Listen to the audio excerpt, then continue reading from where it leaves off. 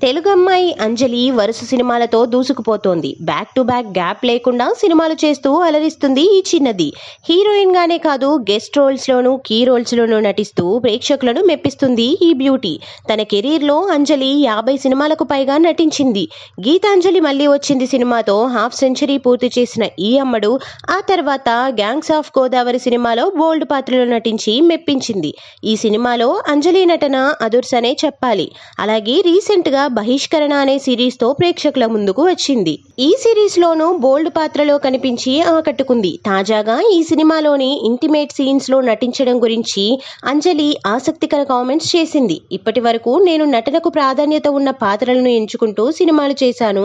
Dupes లేకుండా నేనే fights చేశాను. గంటల తరబడి వాష్రూమ్ కి కూడా వెళ్లకుండా షూటింగ్ చేసిన సందర్భాలు కూడా ఉన్నాయి అని తెలిపింది. అలాగే బహిష్కరణలో కూడా ఇంటిమేట్ సీన్స్ ఉన్నాయి. ఆ సీన్స్ ను అందరినీ బయటికి పంపించి షూట్ చేశారు. అయినప్పటికీ నాకు కన్ఫ్యూజన్ నెలకొంది. నా లైఫ్ లో ఇలాంటి సీన్స్ చేయలేదు అని చెప్పుకొచ్చింది అంజలి.